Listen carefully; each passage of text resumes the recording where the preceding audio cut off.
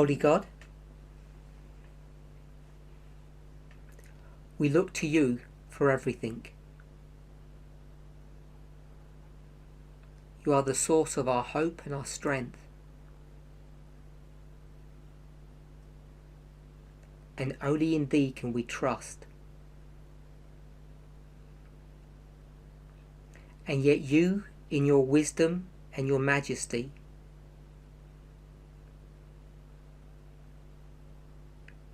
delegate your power throughout the universe. And in your communication to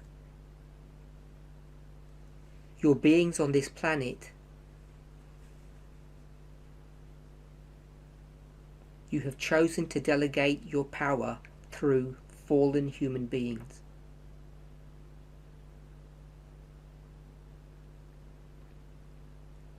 I don't question your wisdom,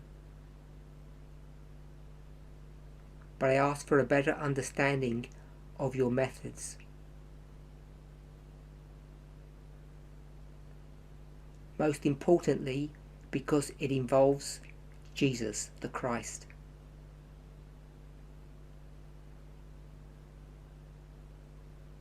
We know that he is everything to us. And when we see him coming down to earth in human form,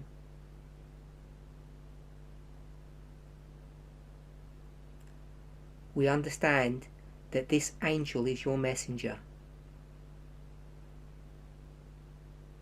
and is the prototype for all your messengers. May each of us live up to that standard. And as the disciples were willing to submit everything to your messenger Jesus,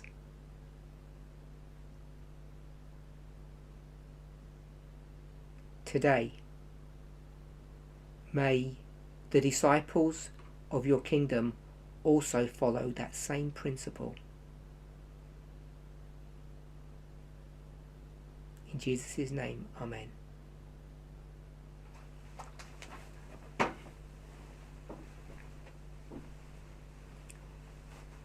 I want to welcome you to our last presentation.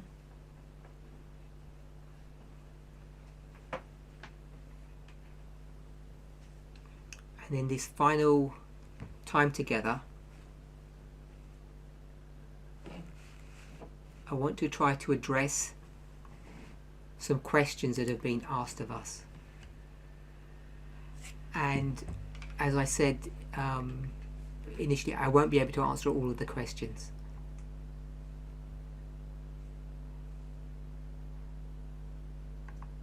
But I'll do as many as I'm able to.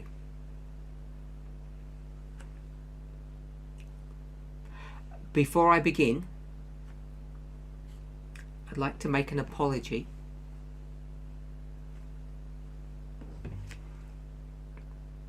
It's not a good idea to mix business and pleasure.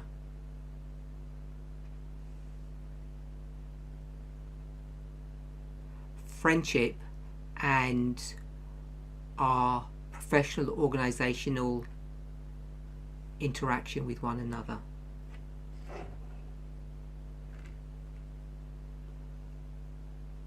For those of you who know me well, you know I have a habit of teasing people.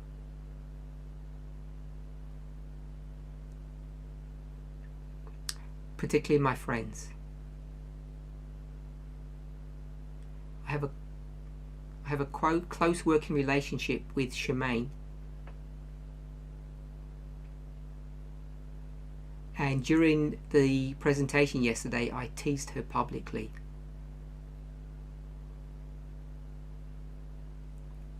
Something that I do privately.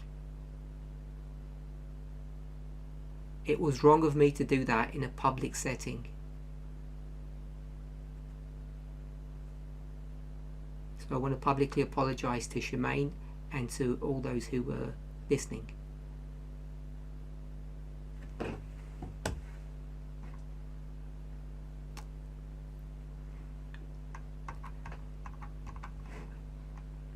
Moving on to the questions.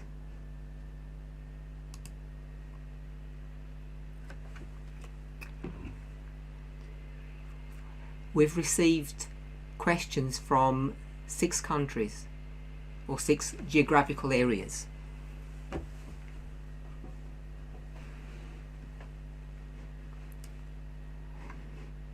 I will try to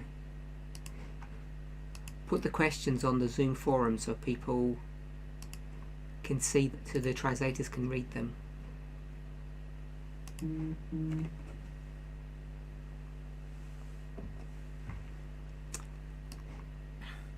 Question 1.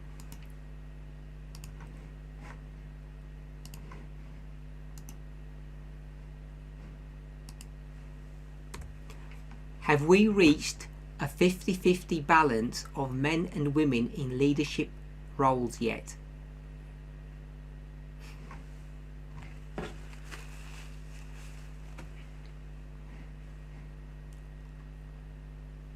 So the answer to that question is yes.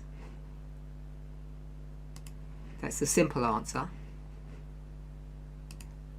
If you look at the data, in fact it's much more than 50-50. Currently, if you look at the top level of leadership in this movement, which is continental leader and up,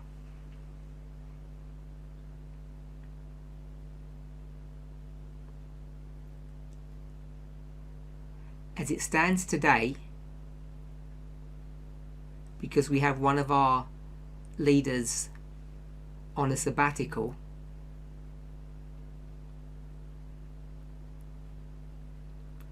we're nearly on 70%. 70% are women, 30 are men, approximately.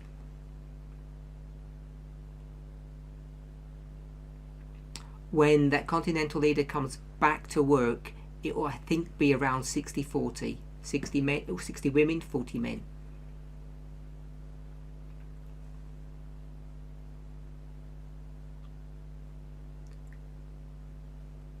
When you look at leadership below the continental level, which means at the ministry level,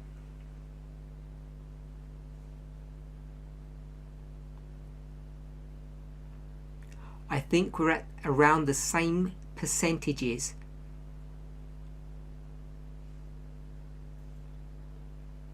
So if we just summarize it in a very simple way, 2/3 of the movement leadership are women and 1/3 are men.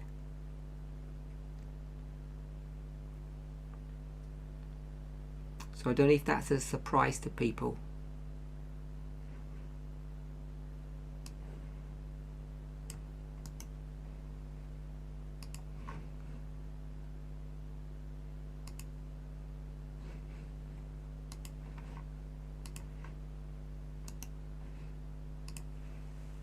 Next question. Are we intending to ensure representation of LGBTQI+ people in leadership roles?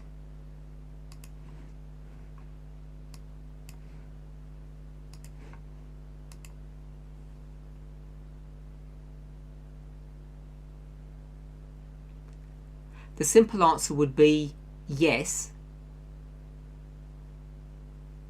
but there are difficulties to executing or putting this thing into effect.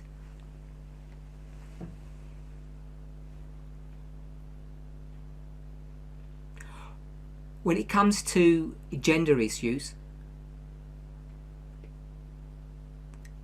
we don't just put any men or any women into leadership positions.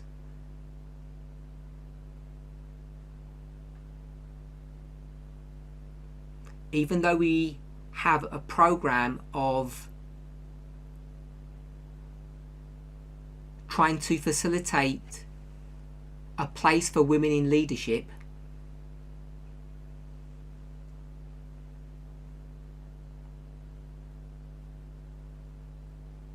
we have to choose women that are willing and able to do that work.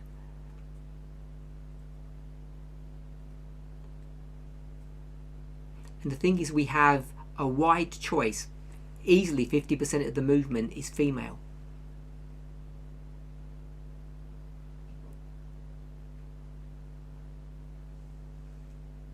So the problem is, we have not identified all of the LGBTQ community.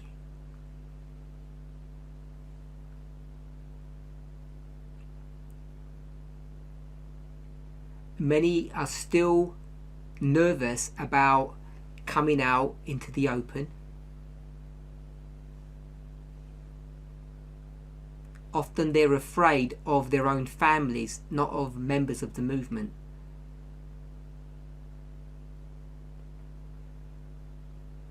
And then we'd have to consider their willingness and their capability.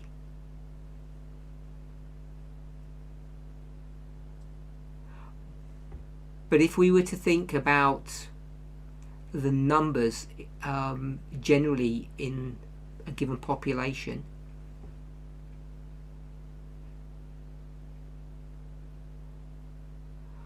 we're never going to have that many people in leadership positions who are LGBTQ.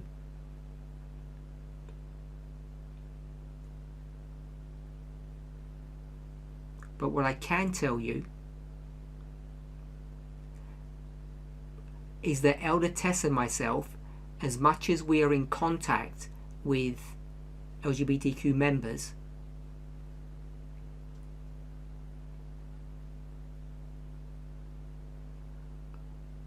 we do speak to them and we do listen to their concerns and needs.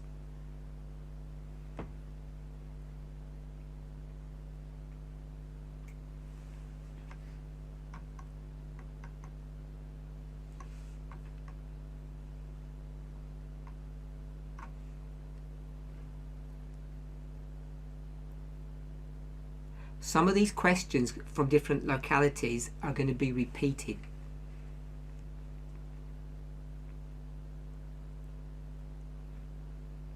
So I apologize if I inadvertently repeat myself.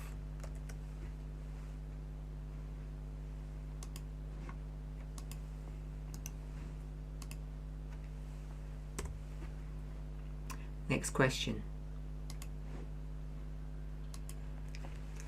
Does the leadership try to improve the transparency to all parts of the movement, both big and small parts, so all members have a clear picture of what is happening internally? In the past, it happened sometimes that we were not aware of certain weekend meetings, or for a long time, we haven't even been informed about what ministry is responsible for our part of the world. And sometimes we hear things in presentations that we haven't been aware of.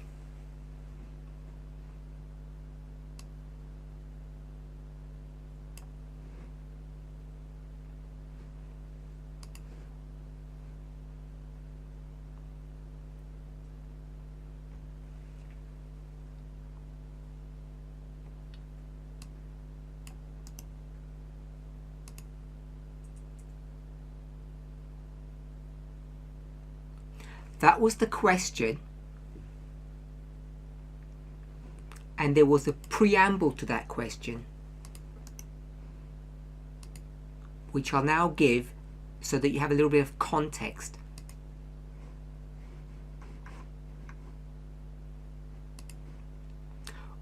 We are part of a worldwide movement, but still a small movement.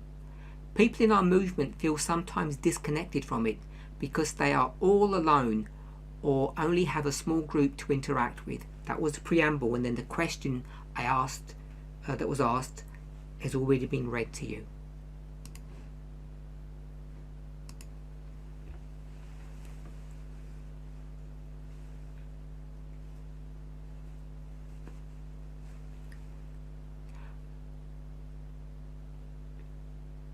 This question of transparency is something that has been asked for many years now.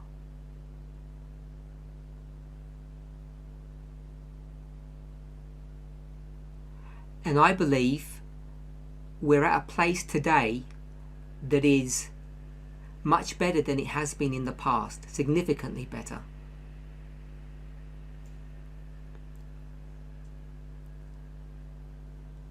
This questioner is part of a group or part of an area that has very few numbers.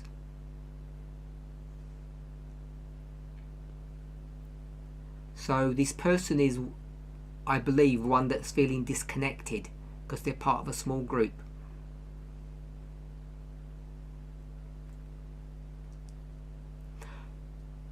I think there's a question later on that I'm going to answer, but I'll partially answer it now.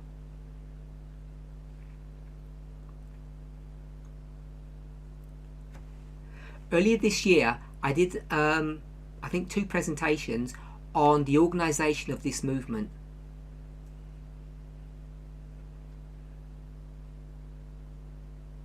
It was connected to a subject called middle management.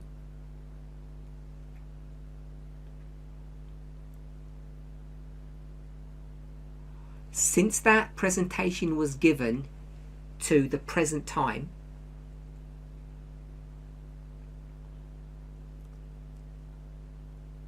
we have set up and we have refined a couple of WhatsApp forums,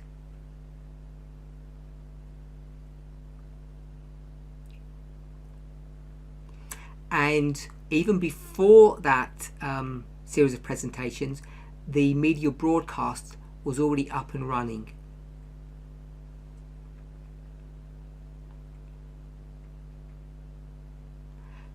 And the media broadcast has expanded its remit slightly to be more than just a news outlet.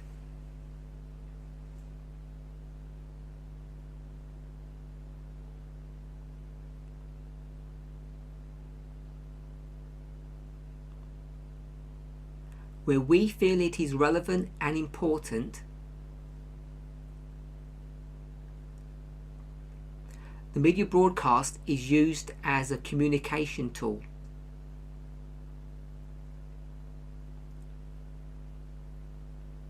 Now, coming back to those 2 groups that I mentioned, those 2 WhatsApp groups,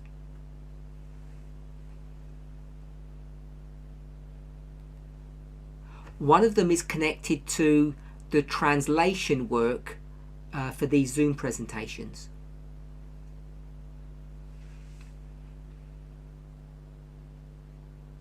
So you'll hear speakers in our studies often talk about putting something onto the Zoom forum.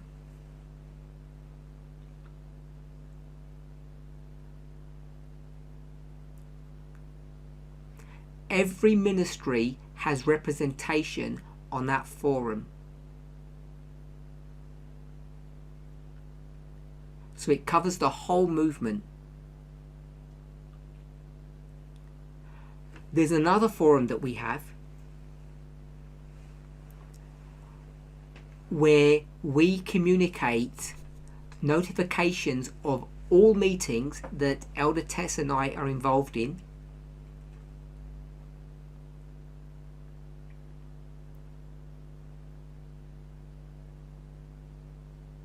to the leaders of every ministry in the world.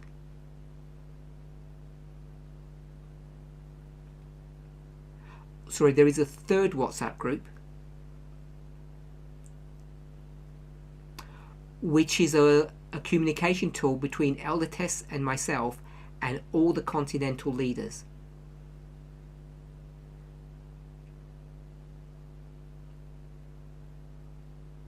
So let me summarize all of that.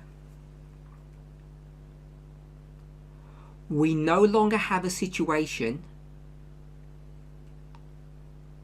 where any ministry is not aware of an upcoming camp meeting.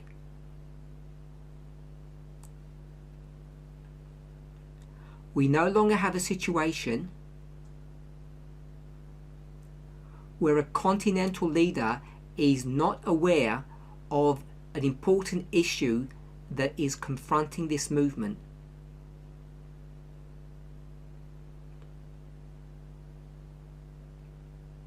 Those leaders at those two levels that I've mentioned, continental and ministry,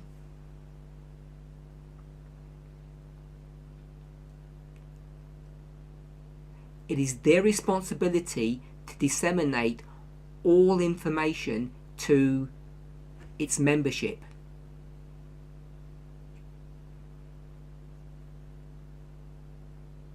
Depending upon the locality,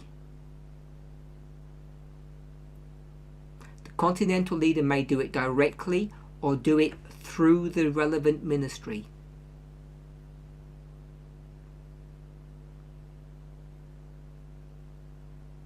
So when people speak about transparency, there is not any group in the movement that I am aware of that does not have representation.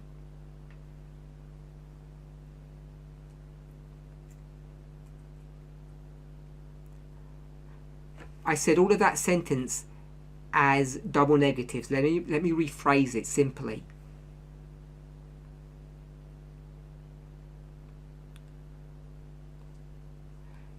Every group, however large they are, or however small, has access to all and every piece of information that another group has.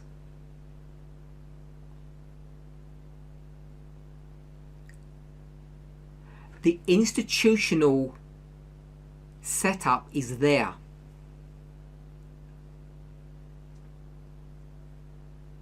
If a particular member finds that they have not been informed of some important information or some event,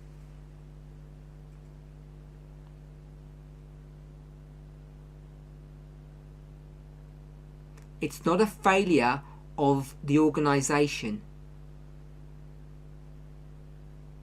There's a problem in the specific leadership that they have.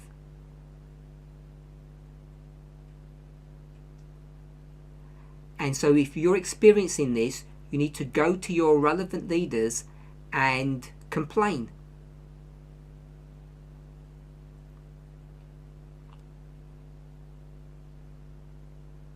And if you don't get your needs addressed, you can go to your continental leader, and if they don't address your needs, you can come to Elder Tess or myself.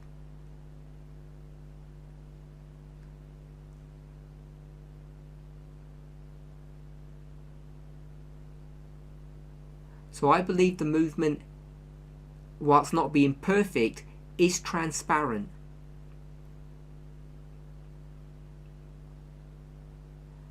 And every individual today has access to all the information that everyone else has.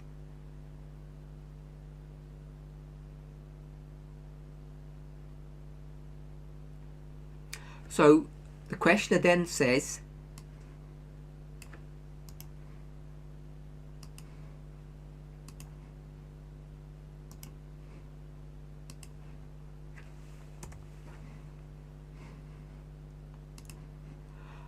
a movement-wide newsletter would be helpful, perhaps, to improve this, or a website with regular updates and information. What are your thoughts on this?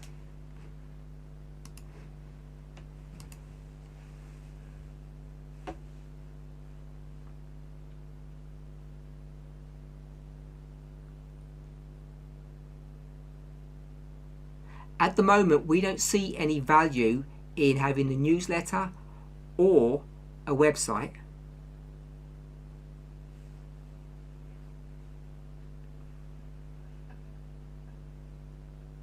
When I say we don't see any value, it's not that there is no usefulness in having those tools.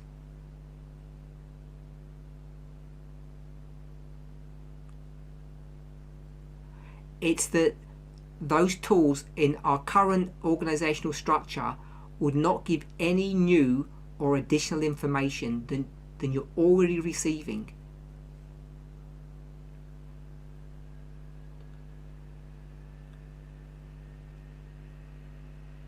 So it's not that there's a problem with having a newsletter or a website. It's that there wouldn't be any additional information that you already don't have access to.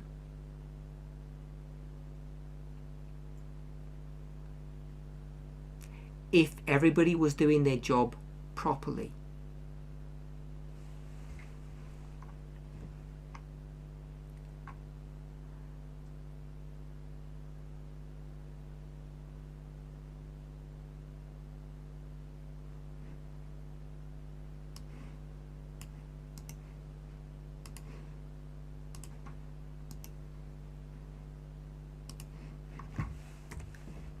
The next question is about how to interact with Levites.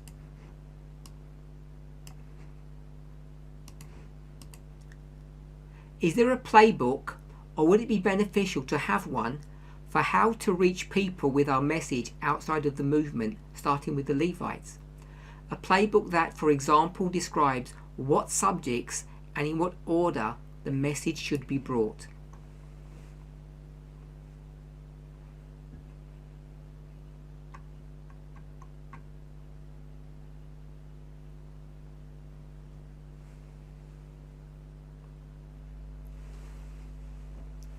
So, is there a playbook? No.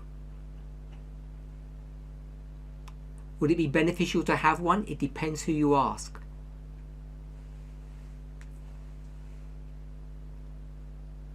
So I'll give you my personal opinion on this.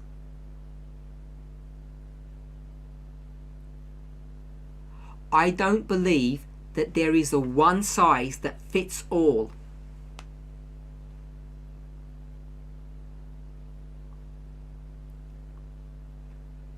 In the years that I have been teaching, which is quite significant,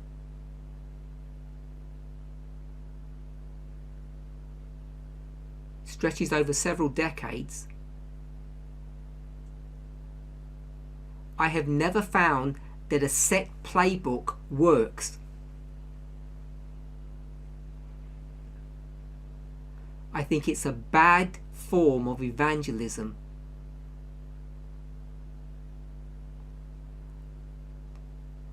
One-to-one evangelism, which is what Jesus did,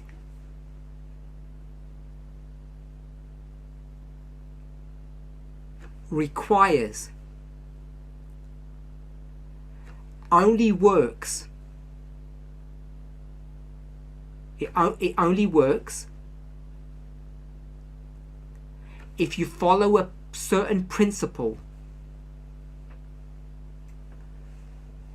which is meet the needs of the individual.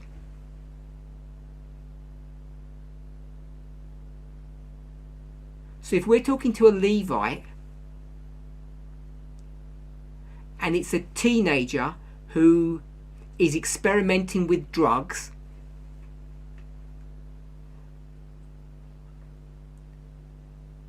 or it's an abused wife, or a sexist husband, or someone who's homosexual, or someone who's liberal or conservative, they all have different needs, they all have different concerns.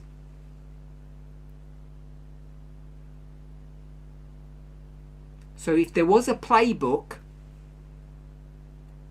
it would say, listen to the person you're trying to help.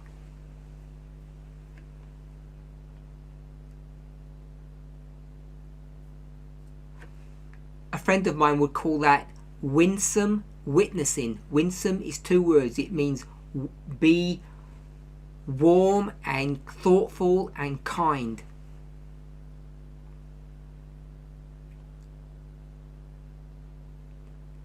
Having a set list of study items to go through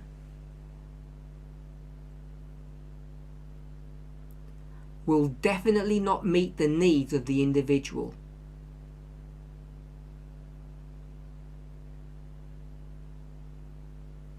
Especially when it comes to the introductory dialogue that you have with them.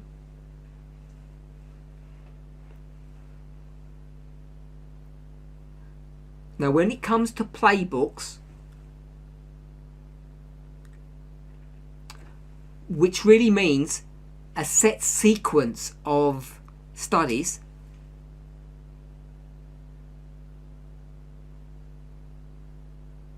we already have one. It's called the baptismal.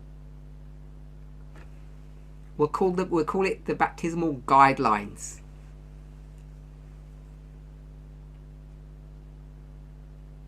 If you don't want to call it the vows.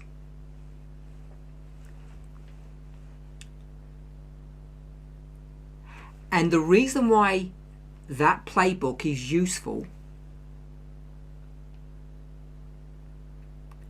first of all, it's comprehensive, and it goes through things in a fairly good order.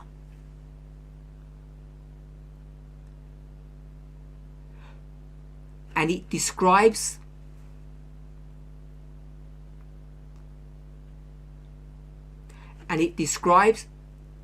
a comprehensive statement of our beliefs.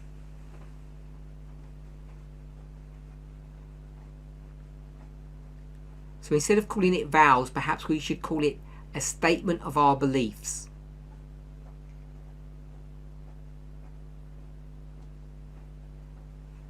And we would expect everybody and anybody joining this movement to go through those baptismal classes.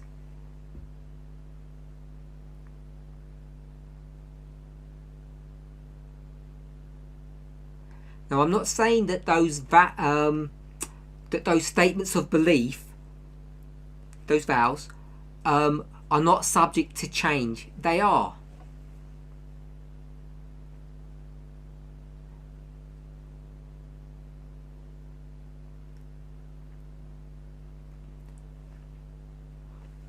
We almost certainly need to modify or adjust some of them and add some.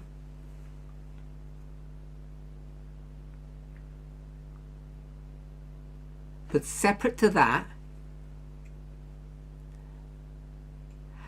they give a good structure, a good guidance to our teachers in how to deliver the message to members.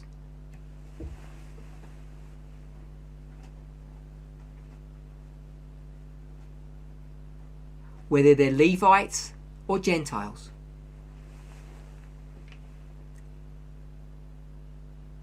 The rules for membership are the same. We don't have a two-tier system.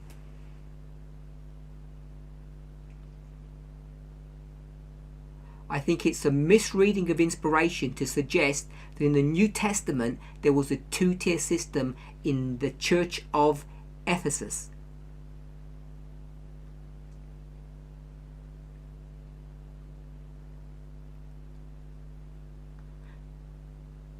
Now, I want to take this opportunity to speak to all of our baptismal teachers.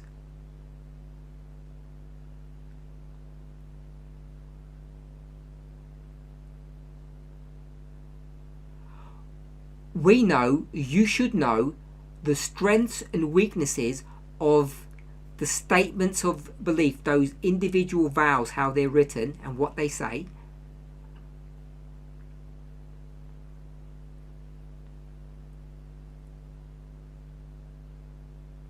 And you should know where something is law and where something is good advice.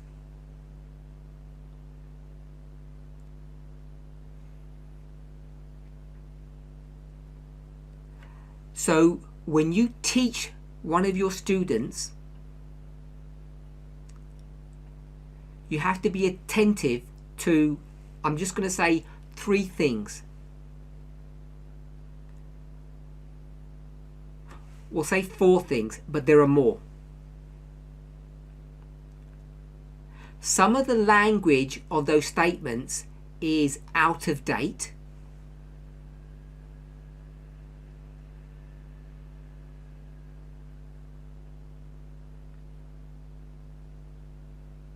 We currently don't have a vow that deals with the issue of equality or sexism.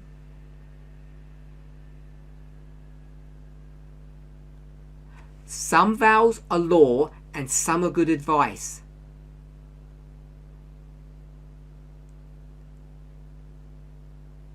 So that's my answer to this subject about how to deal with Levites.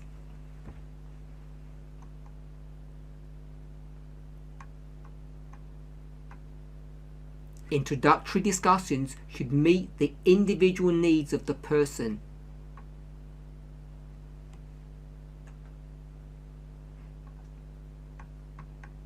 There can't be a playbook.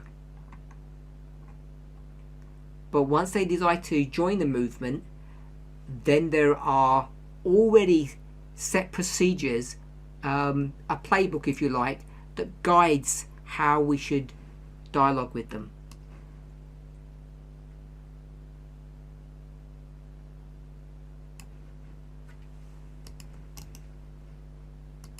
Next question.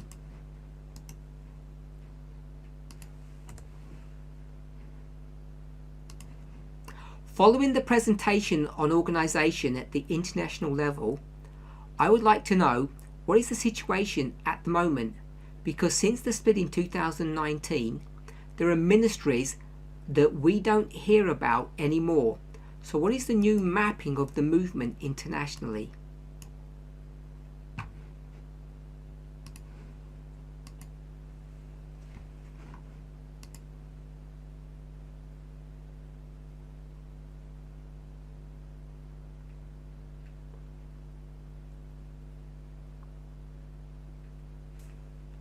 So I guess I should apologise here.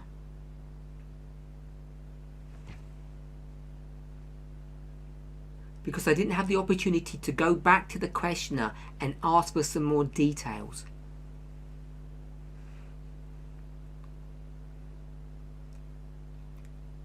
So I'm not fully sure what's behind the question.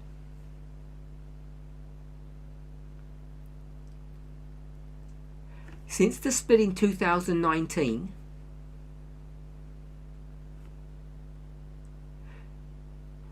the questioner says that there are ministries that the person no longer hears about.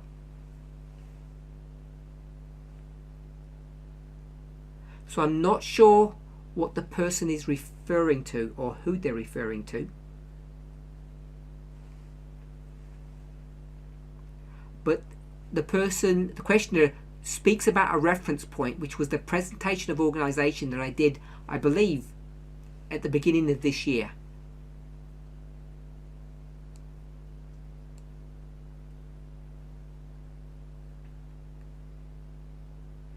Since I did that presentation, there has been no new mapping, as the questioner puts it, of the movement internationally. Nothing has changed.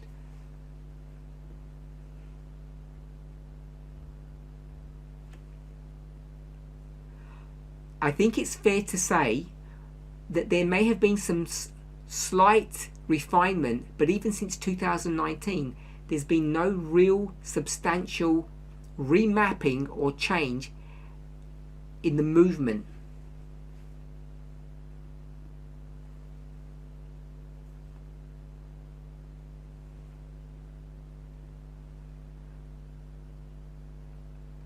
Nothing has changed in the movement over the last 12 months, organisationally.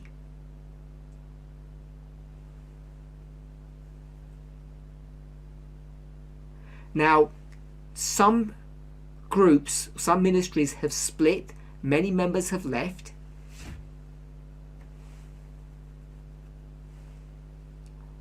Some ministries have changed their names.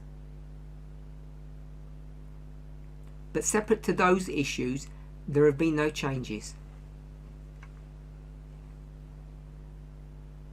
If you have a specific question on that, I have to urge you to go back to your ministry leaders or your continental leaders that should be able to answer those questions relatively easily.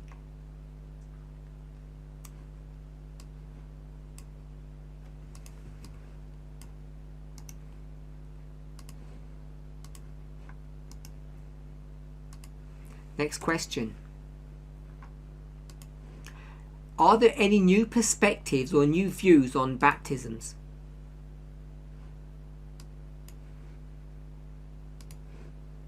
Simple answer is no. We have no new views on baptisms.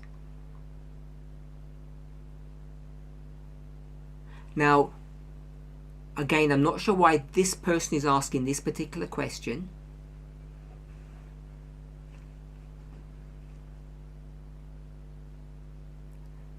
But because of lockdown, we all know that both baptisms and the communion service have essentially stopped.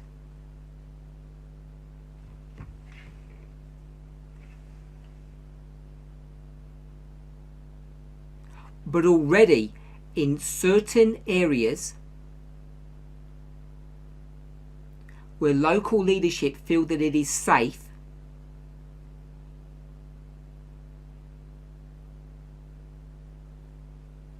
baptisms and communion services are beginning to restart.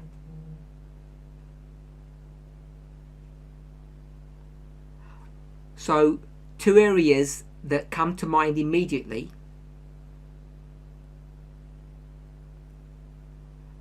is that we've had baptisms in Australia and we've had baptisms in the UK in the recent past.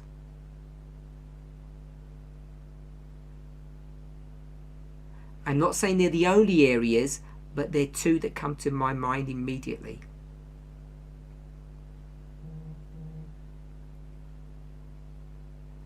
And as soon as travel restrictions begin to lift and our elders are allowed to travel again, the baptisms as normal will pick up again.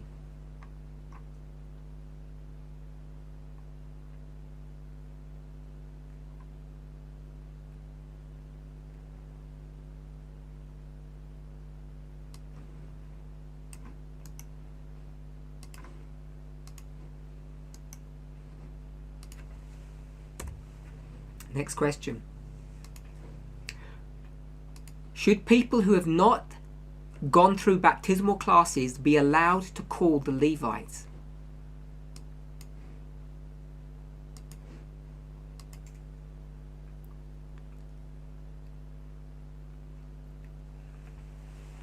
This is both a simple and a difficult question.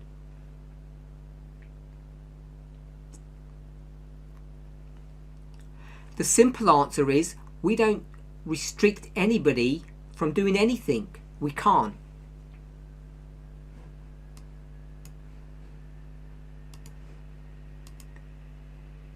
We don't, and we're not able to, and we're not able to monitor what people do.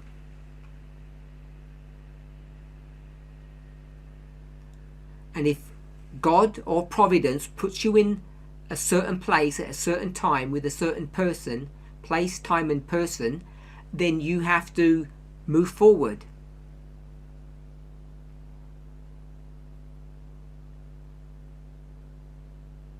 So it's not our place to restrict people.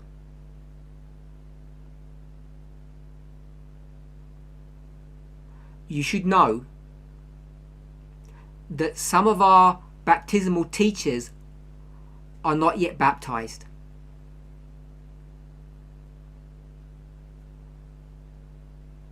So, technically speaking, baptism is not a prerequisite for doing evangelism.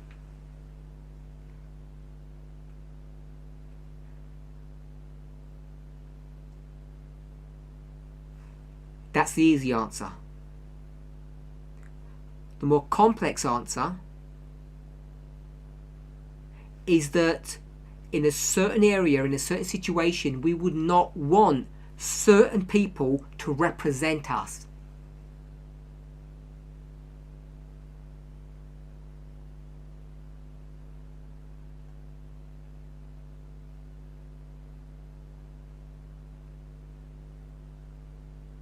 The reason why those people have not gone through baptismal classes, have not been baptized, is because we have a problem with them.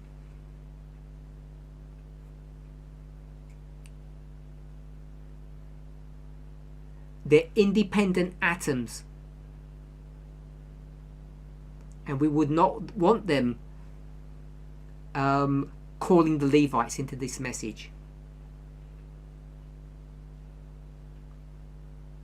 But the questioner asked about being allowed. The problem with that is those types of people do what they want without asking permission.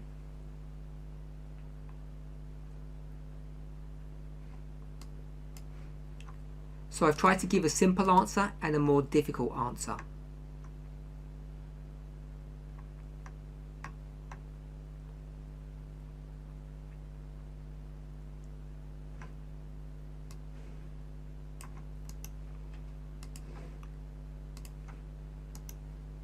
Next question. Will priests that aren't already ordained go through any type of ordination ceremony in the future?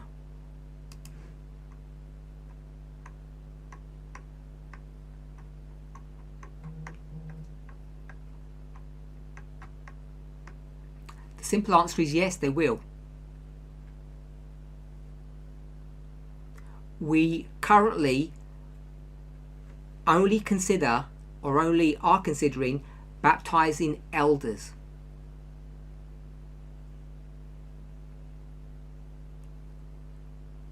So if someone is eligible to be an elder, or we need one in a particular locality, then that elder would be ordained.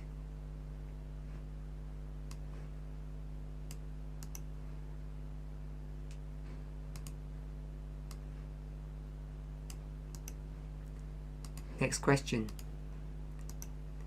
This is in 3 parts. Every organization has a name.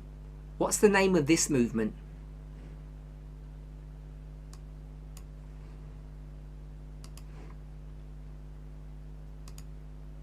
This question has come up for many years. We do not have a name. Should we have a name? Should we be given our own name, or will someone give us a name?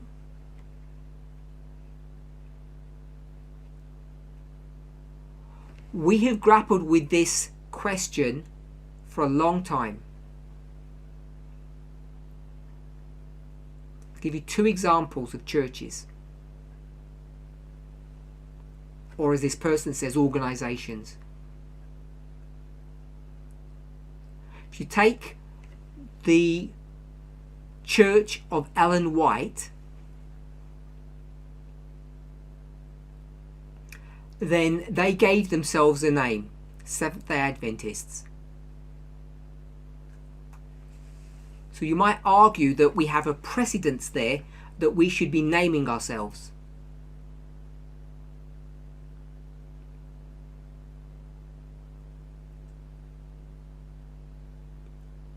Now, if you look at the New Testament model, they were just as organized as the Seventh-day Adventist Church, very structured.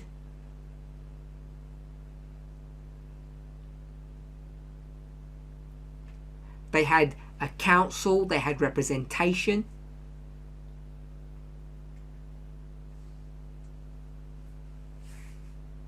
They had all the infrastructure that we have. As far as I'm aware, they did not have a name. So maybe that would be the precedence, that we don't name ourselves.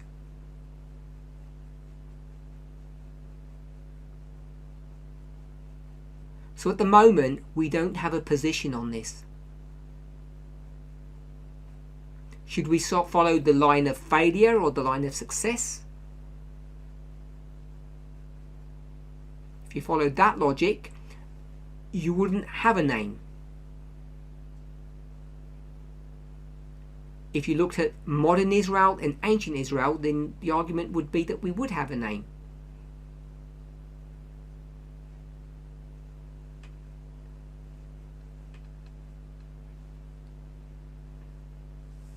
Next question. Oh,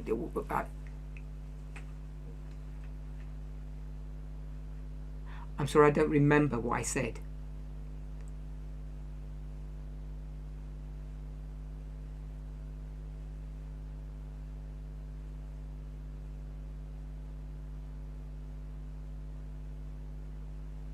Next question. Are we Seventh-day Adventists or are we just Sabbatarians?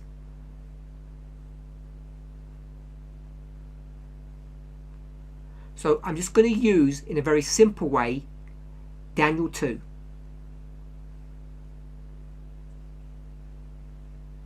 In our generation at the end of the world,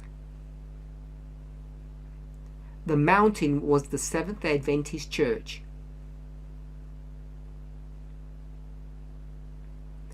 And the stone is cut out of that mountain. It has all the same nature, all the same properties as the original stone.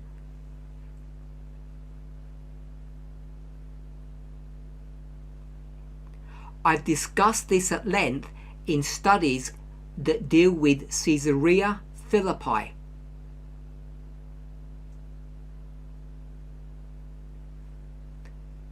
Where Jesus speaks about himself being the rock and Peter being the stone.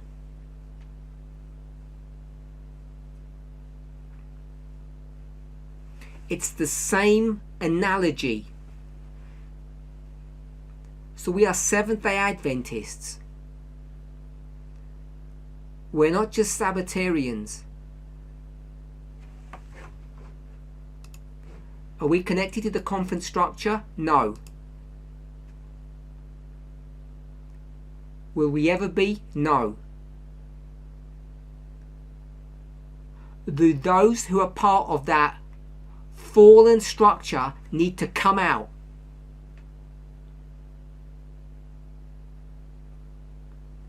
Yes, they do. It's the same dynamic as the church in the time of Christ. Question 3. Where is our headquarters located? I think it's a rhetorical question because the question knows we don't have headquarters.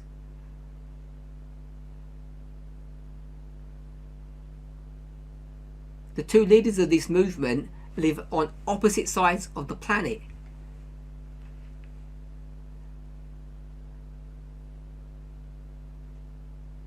And you'd certainly think that if we were going to have a headquarters, they should both go to work at the same place, which means they need to be co-located.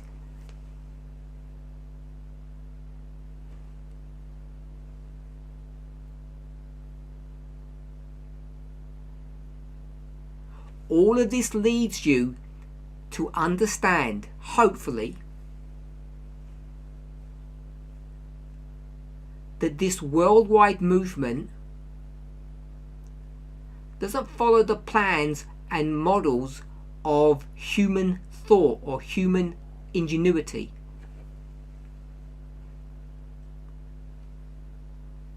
We take one step at a time as Providence directs.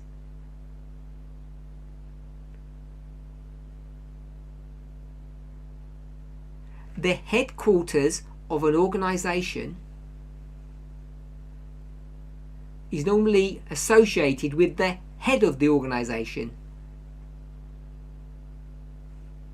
That's where they go to work. So you can see how this idea of having a headquarters somewhere on this planet just would not work, does not work.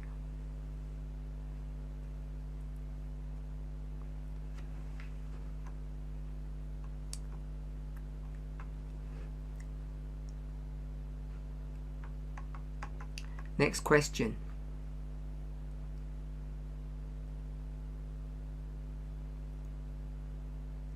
So this one I'm not going to post, I'm just going to read out because there's too much details to give the questioner away.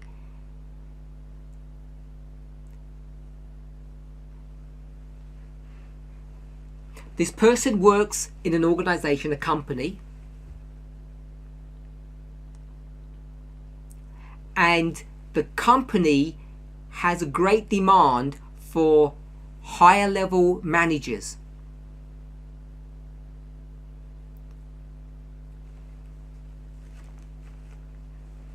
Senior staff.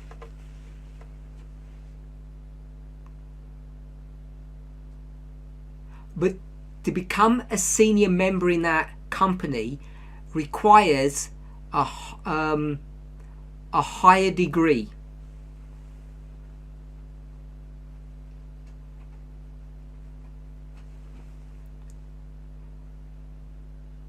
A master's, if we're all familiar with that concept, which is a postgraduate qualification. Now, I'm going to give some information away.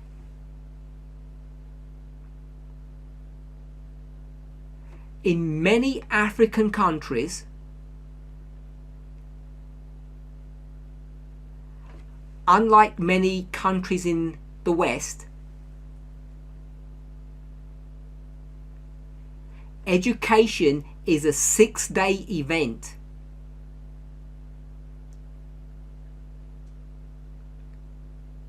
So you're required to attend your course on the Sabbath.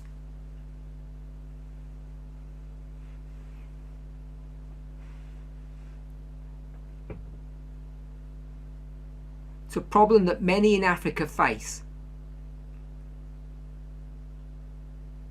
It does happen in the West, but it's far less frequent.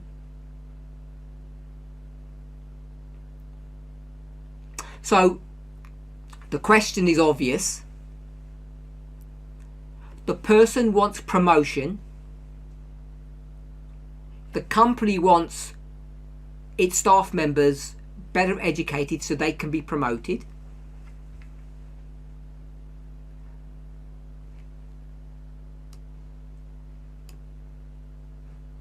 The person will be required to have further education in order to apply for a higher position.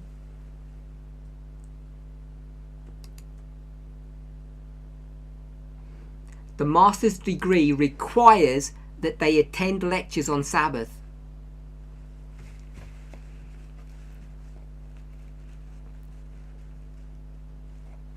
The question is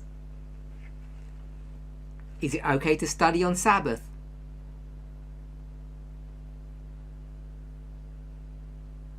Now, if I slightly adjust this scenario and I say, if the government via the company, the company via the government, either way, if the government instruct the company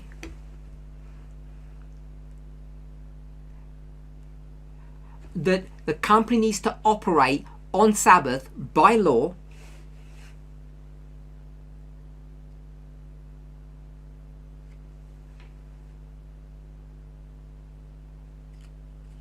so all employees are now forced to work on Sabbath,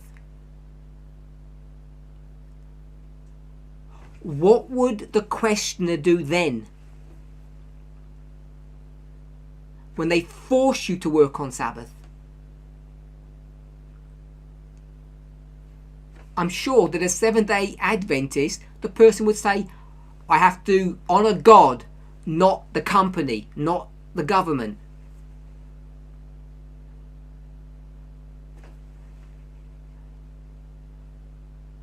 Remember the baptismal vows. Some are good advice and some are law. This is one that is law. The Sabbath is the fourth commandment. It's law.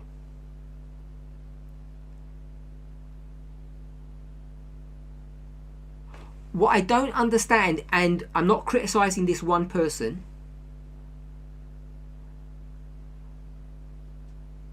but there seems to be this thinking in the movement today that we have suddenly become liberal, and we haven't. The Sabbath is as sacred today as it was yesterday, as it was 2,000 years ago.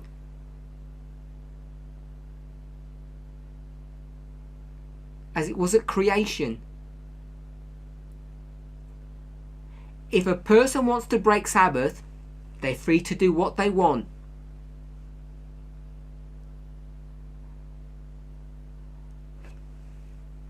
But how can it be okay to voluntarily do secular business, secular education on the Sabbath?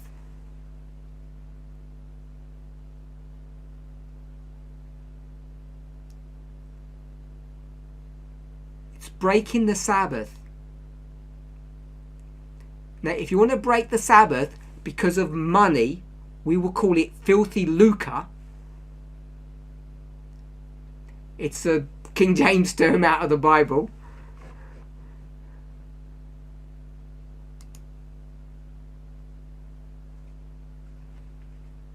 Bad money. Evil money.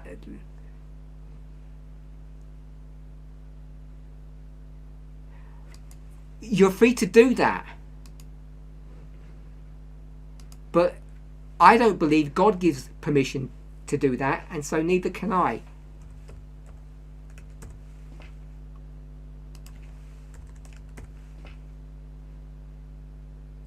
I'm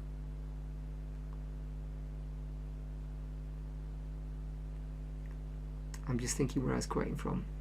So I was quoting from 1 Timothy chapter 3 verse 3. That's where the 1 Timothy 3:3 is where the term filthy lucre is found. But it's just bad money. Okay, next question. This one is also from Africa. You'll see that by the nature of the question.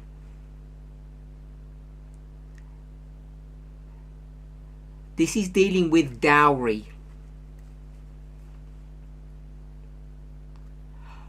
The person married before the subject of dowry became a test issue in our movement.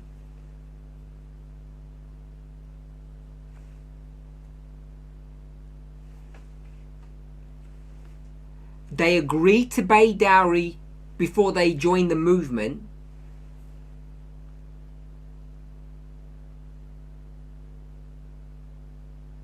And they've got some remaining dowry left to pay.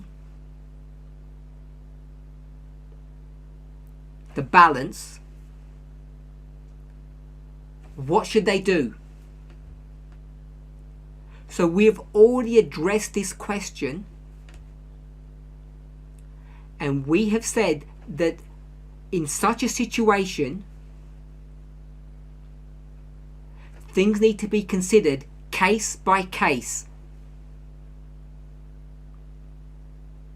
So I would suggest that this person go to their continental leader,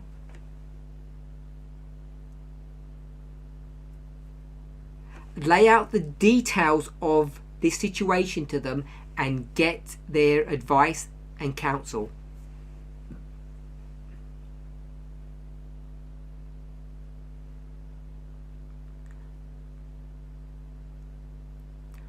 The continental leaders are fully equipped and capable to answer that question.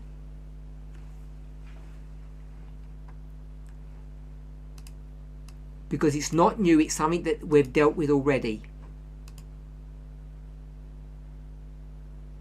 But it's on a case-by-case basis. So another dowry issue. The person understands the issue of dowry, but the person's family, who are not in the movement, don't understand it and don't accept it.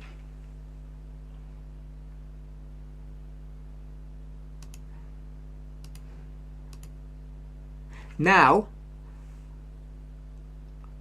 This shows the sexism in the thinking of the questioner.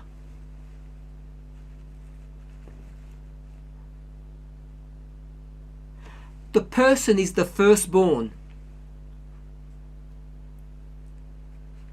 Now we know what firstborn all mean. We all know what that means. It doesn't mean the firstborn child. It doesn't mean that. It means the firstborn son.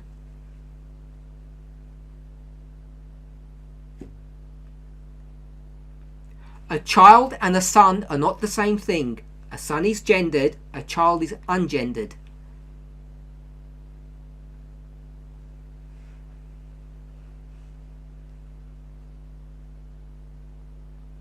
I suspect in this case, it is the firstborn child who happens to be a man.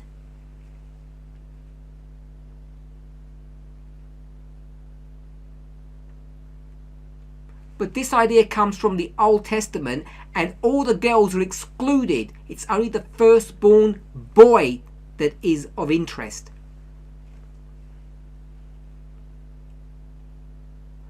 All the girls are irrelevant. It's the firstborn son that is counted.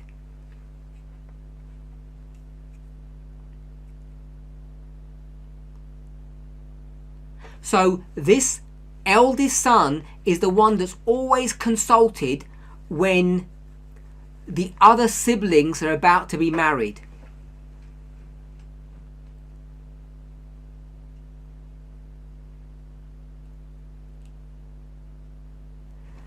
Part of the privilege or the curse of being the firstborn son, not the firstborn daughter,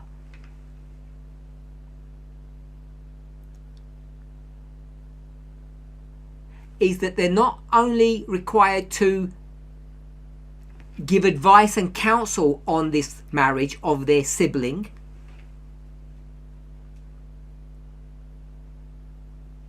they're not only required to attend the function, but they're required to contribute to the bride price, which in English means dowry.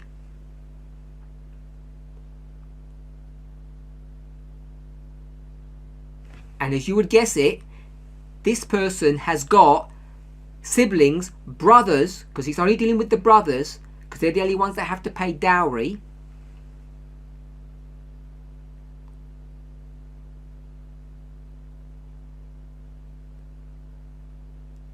Still has brothers who are unmarried.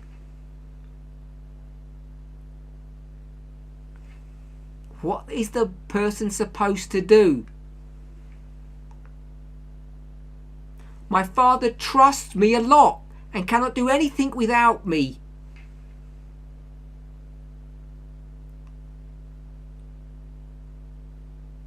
The simple answer is, choose whether you will serve a man-made structure or whether you will serve God.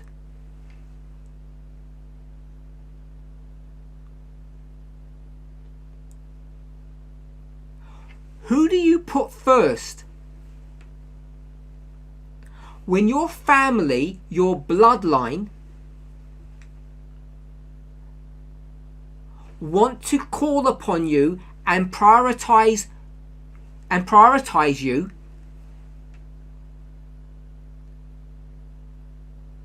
or your spiritual family says you need to go another way,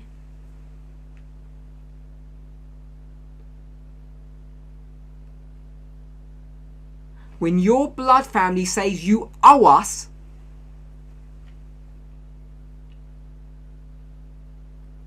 because we share the same blood, the answer has already been given in inspiration. Jesus says, "These are my brothers, these are my sisters, these are my mothers."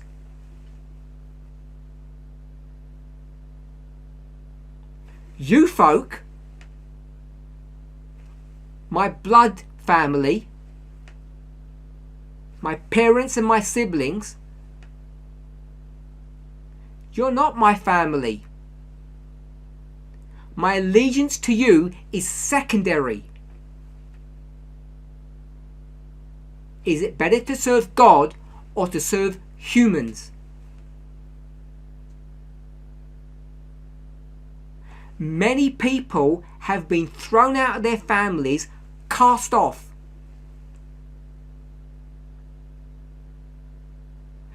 If this was a story from Saudi Arabia, and we were to say, who are the good people and who are the bad ones? We would say, amen. We would be clapping for those converts.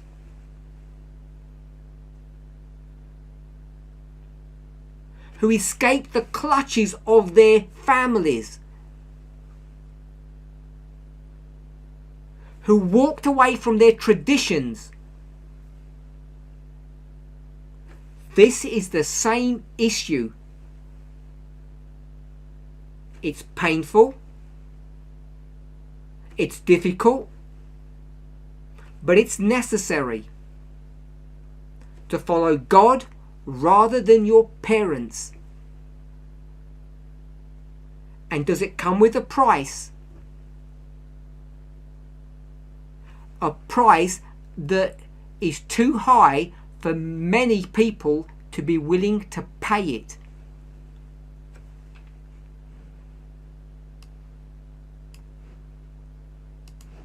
I hope each of you can join me in praying for this questioner, that this man would have the strength to follow principle rather than policy.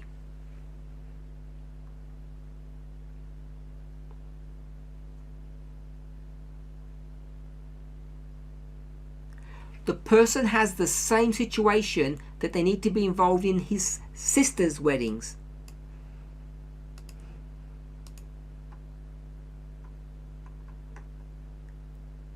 Again, the details of what involvement he can or cannot have has to be worked out on a case-by-case basis.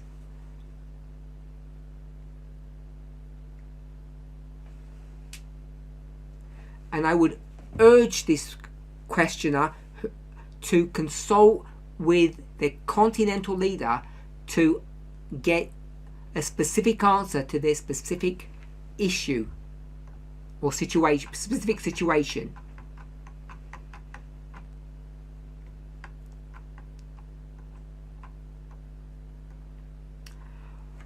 We had a technical problem in our presentation and we lost some time. So I need someone to give me a time stamp where I need to finish. Someone can just put that onto the Zoom forum, what time I need to finish. Next question.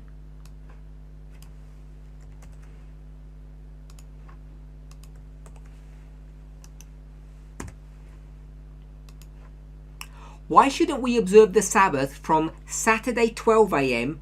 to Saturday 11:59 p.m., which basically is midnight to midnight, instead of using the old system of sunset to sunset?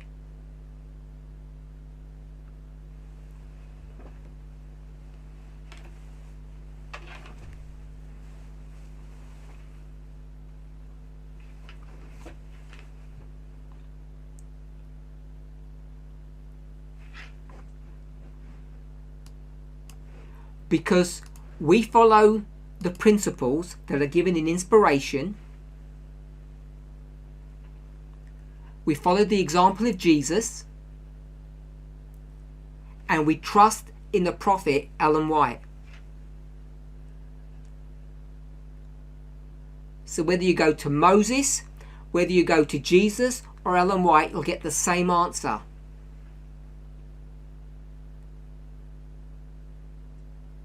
Sunset to sunset, not midnight to midnight. and the person calls it the old system, I call it the true system.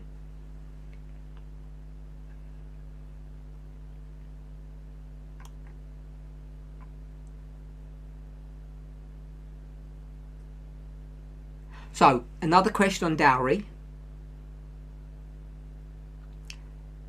How are we going to deal with the dowry system, particularly in our country?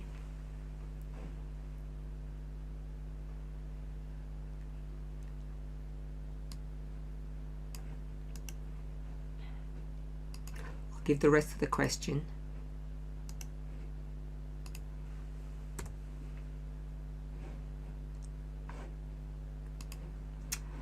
Dowry is one of the major cultures in the country that you can't avoid easily. How are we going to deal with the challenges when we decide not to pay? If the parents of the bride insist for the dowry, what are you going to do?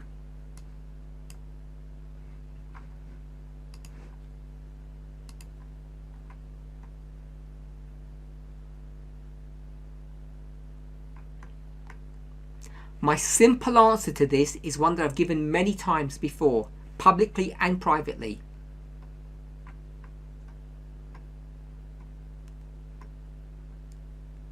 If you live in a place where you put yourself into physical danger if you're not going to pay dowry,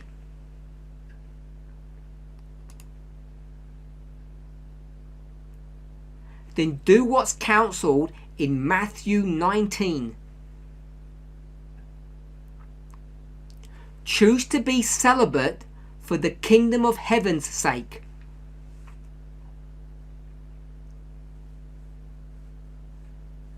It seems to me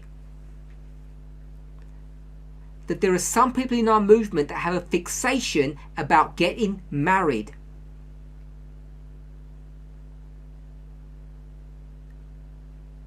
And if you want to put your desires for marriage above the principles and guidelines that God is leading this movement in,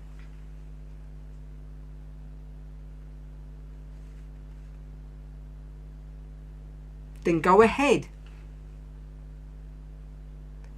Pay your dowry and get married. But don't expect the leaders of this movement to accept your decision.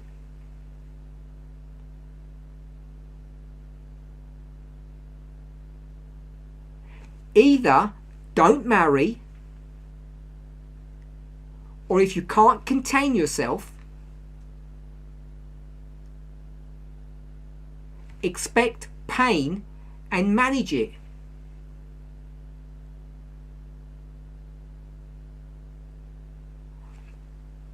I don't intend to be rude, but I think this question demands a blunt and direct response.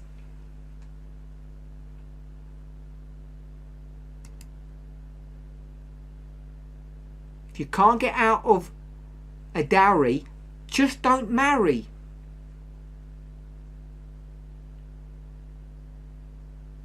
Marriage is not essential. Honoring God is.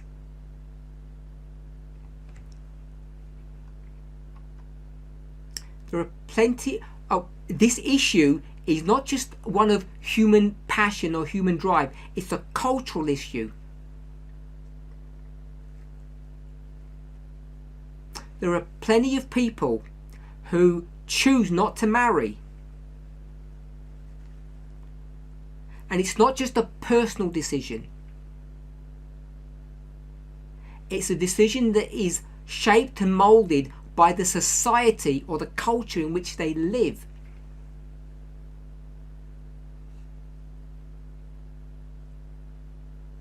In certain cultures, it's acceptable now to marry at a later age and not an early age, as an example.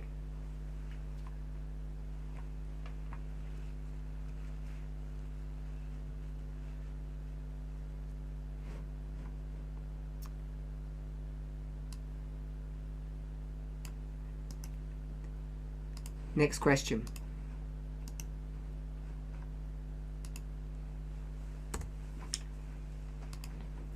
do we, or does the movement have an organised workshop for Bible workers across the globe? And if we don't, which the questioner knows we don't know why they ask it that way, why don't we?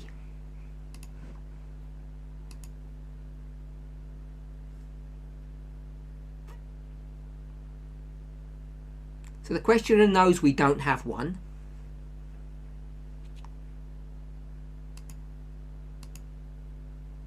And the question is, why don't we? So the answer to this isn't as straightforward as people may think.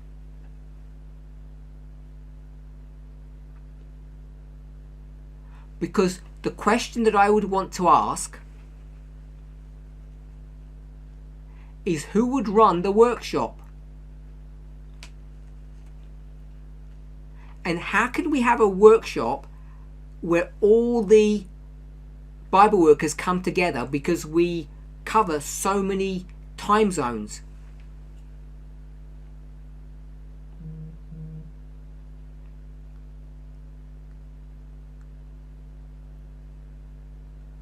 So there are logistical problems with having a singular workshop. Who would be the teacher and the timing of it?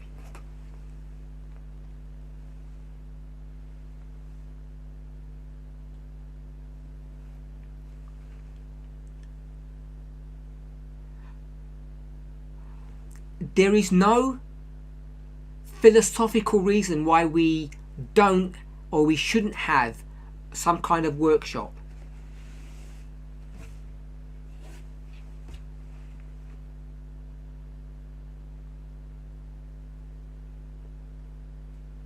Our problem is that we have to locate a suitable teacher to run those classes.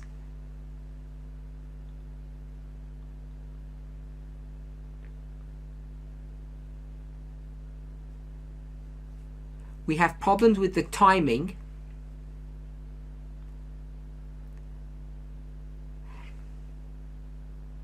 And we just don't have,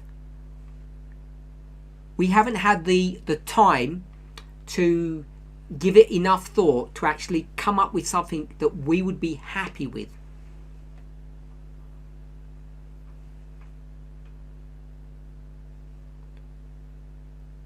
It's not a bad idea, but let me put it this way. I think it's better to do nothing than to do something badly.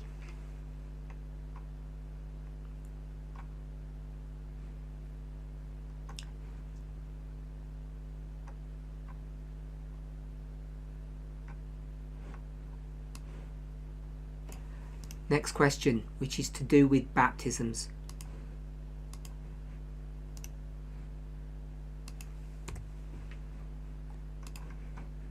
Why can't the movement leadership delegate temporary authority to someone, especially when there is a demand for baptisms or the ordinance of communion?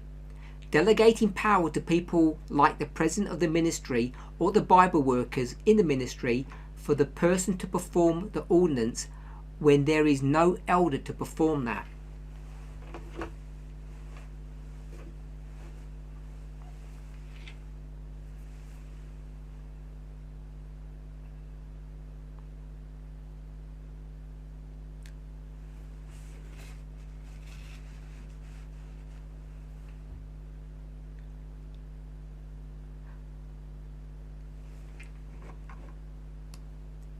Like the rest of the world, we have looked at the lockdown due to COVID-19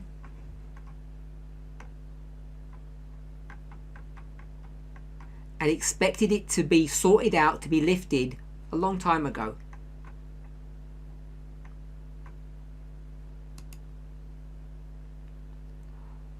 Like the world, we see that we're coming to a time, to a place where the lockdown is now being relaxed.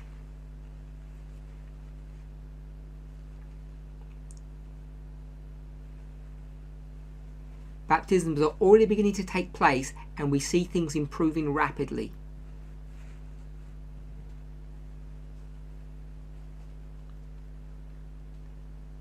So we don't see the need or the necessity of temporary delegation.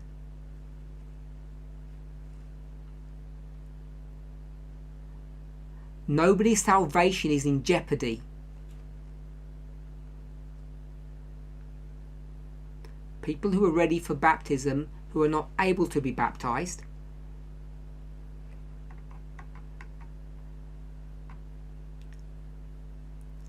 are not in danger of losing their salvation.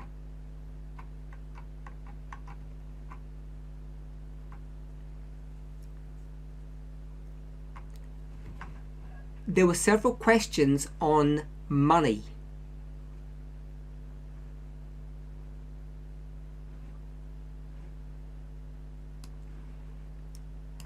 All of the questions on money came from one geographical area.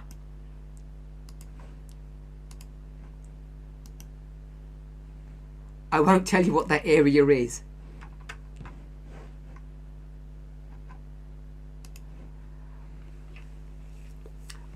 I don't have time to answer all the questions and may only get one in.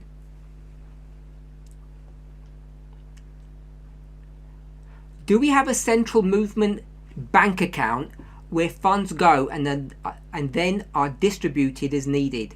If not, why not? As our funds are needed further than those we know.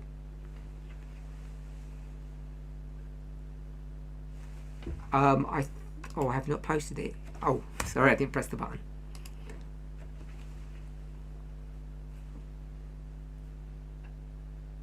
It's on the Zoom forum.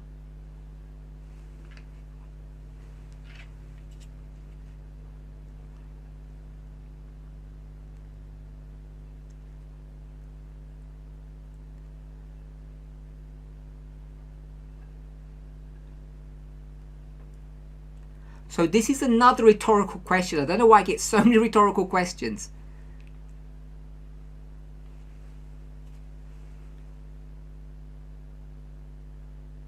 The person knows we don't have a central movement bank account, because if we did, everyone would know about it.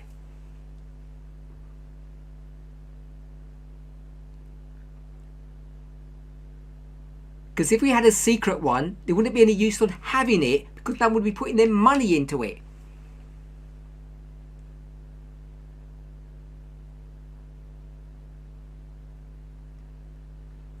So we don't have one. And the question that asks, why don't we have one? This is not an easy thing to answer.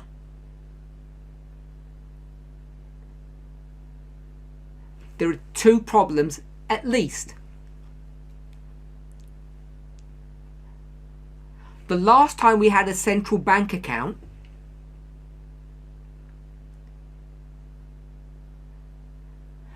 the people who had control of the money ran away with the money.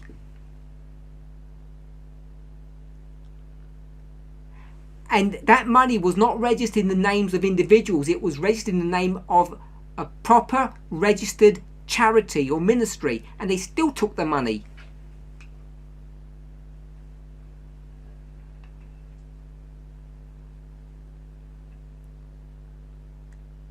So don't think just because you register something, it's safe. It's not.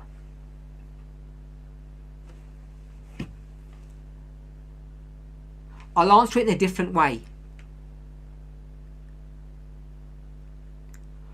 We have a model today of decentralization, not centralization.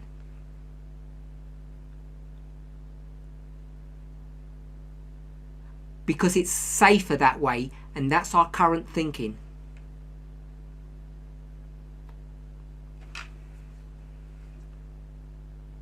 Secondly, if we had a bank account in one geographical area, we'd have to choose what that area was.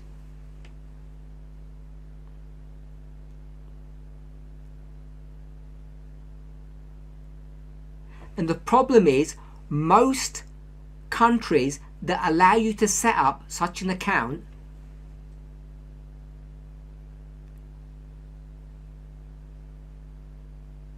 limit the way that you're able to use that account. and it becomes difficult to send money internationally.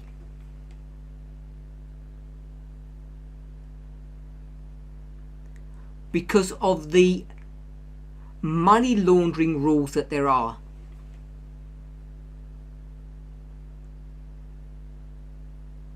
Because of the money laundering rules that there are.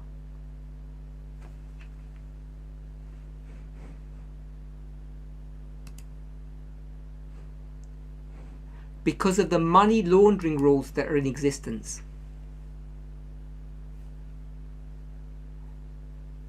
So, there are two simple answers. The last time we had a central bank account, money was stolen.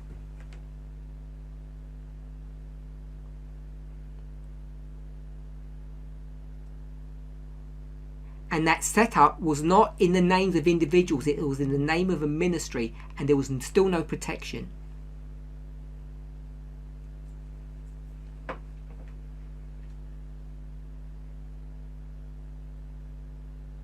And secondly,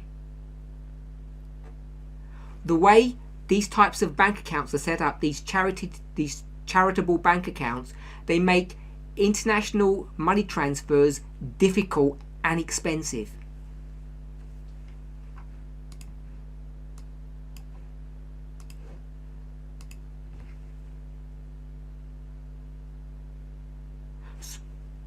So what looks good on the surface, in reality, is not such a good idea.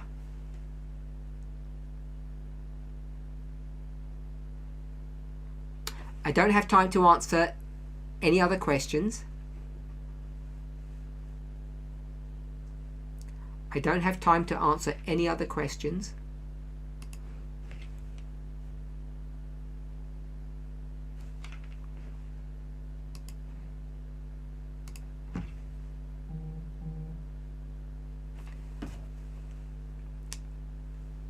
I don't know if anybody can hear me.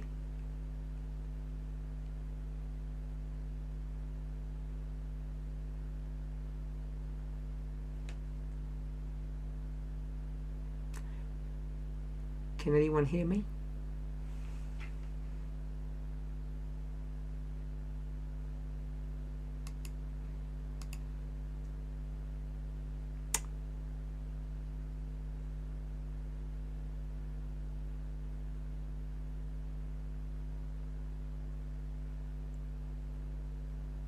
Hello?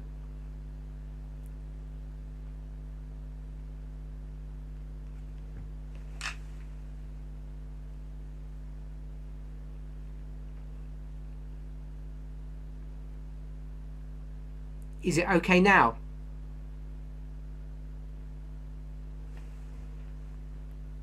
So, I want to repeat what I said.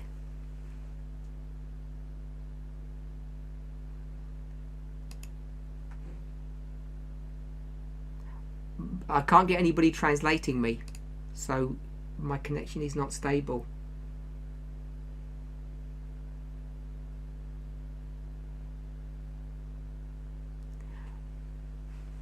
Okay, I said that was the last question I could answer.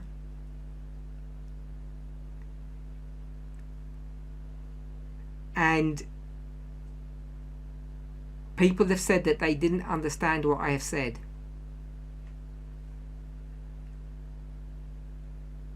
Our concern about having a central bank account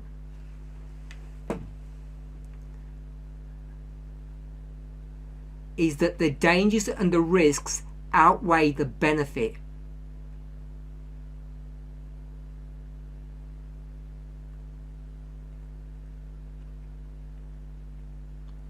It's not that we're trying to hide things or be secretive.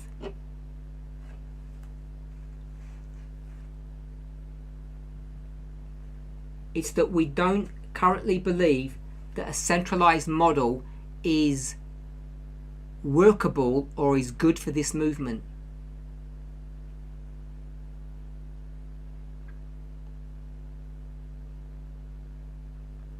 That may change in the future, but for the present, we intend to continue to allow local ministries to handle their own money and to disperse that money according to their own needs.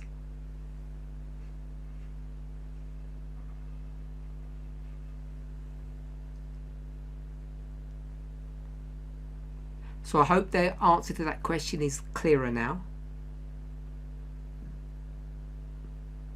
There were several other questions that I don't have time to address, and I want to apologize for the technical problems we've had today. It's as off-putting to me as it is to you. Let's close with prayer.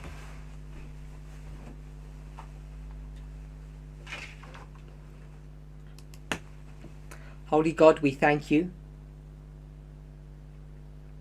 Often we think we are in control of our own destiny. We think that the plans and ideas that we have are our own. Yet you have a mystical way of combining the human and the divine.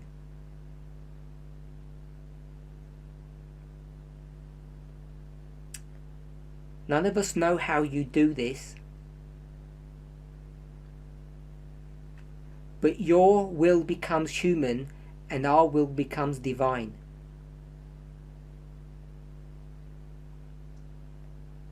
And the combination of the two always results in your will being done, but often in the way that we would not imagine it to be done.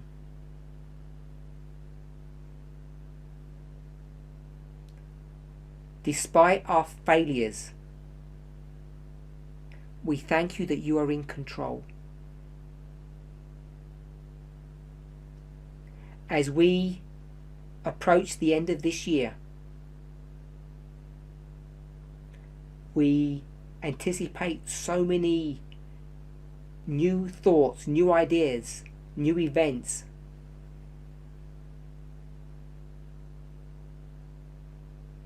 Please help each of us to understand you,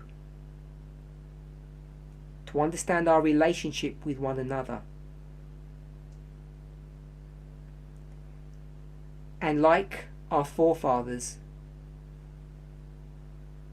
our foremothers, that we would put the kingdom of heaven before our own interests.